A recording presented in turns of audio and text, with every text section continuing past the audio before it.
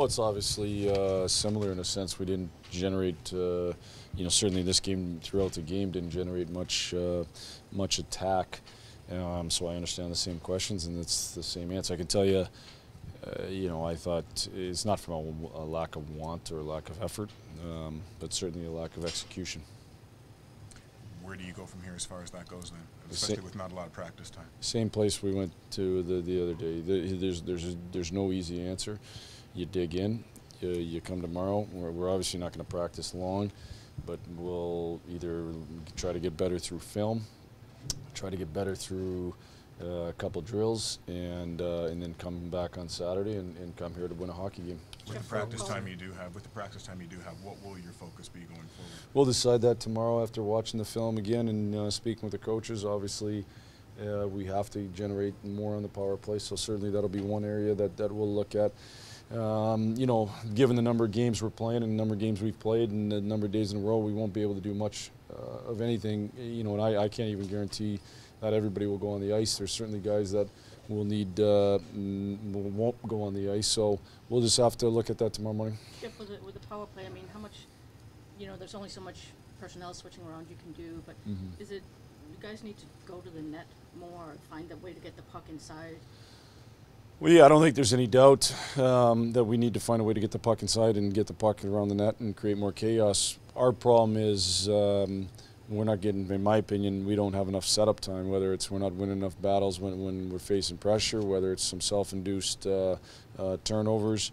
We're just not spending enough time in the zone, and then when we do finally get it set up, it's obviously in the league, teams do a good job of trying to keep you outside. We got to find a way to get to the inside. Jeff, do you bear down more, like in the waning seconds? Is the second game in a row where you give up their tie-breaking goal like with 15 seconds to go?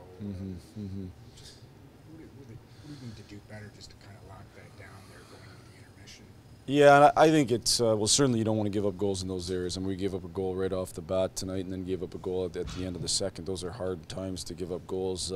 But now with that said, I thought we came out and had some jump in the third. But regardless of that, I think it's at the end of shifts. I think at the end of shifts, when we're in between changing, we got to do a better job. So that's another area that we'll look at tomorrow to say we got to make sure we got 5 guys on the same page. If 2 guys are changing, and we've talked about this, we certainly have a plan, but we got to do a better job at the end of shifts to make sure that we're all on the same page. 2 shots in the first period. I mean, how do you? Is that just all execution, or I mean, guys with fragile confidence, or? Well, listen, you get to. I'm not sure if it's fragile confidence, and if it is, we got to get by it. We can't afford that. We better pick ourselves up and decide. There's no way that's going to get in the way. So, in terms of explaining it, we didn't do a good enough job of getting. We just didn't create forecheck pressure most of the night. So, with that said, we weren't in their zone very often. They do a great job of interfering. They do it very, very well, and they interfered with us, and we didn't do a good enough job of making sure that we had enough forecheck pressure. It's kind of the same, but just I don't know. You mentioned the other day you sensed they were playing a little tight. I mean, was that something? Did you see that again tonight, or was it a little bit more?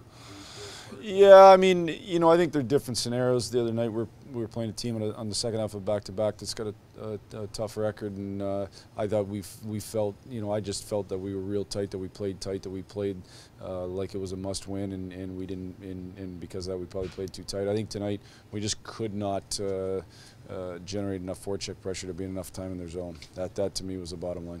You went into this game with some new line combos. You mixed lines throughout the game. Did you see anything that you were happy with as far as your combos go, and anything you might keep together moving forward? We'll evaluate tomorrow. I mean, we mixed them up because we weren't getting any forecheck pressure, and you want some skill guys to be able to play with each other, but they got to get in and create loose puck turnovers. I thought it was an odd time for an embellishment call at that stage of the game, and it took away your last good chance. Well, yeah, I don't understand it. I didn't get the call at all. I mean, you guys got a puck going to the net. When you have a puck going to the net, you don't fake a trip. You try to take it to the net. So, but I don't make those calls.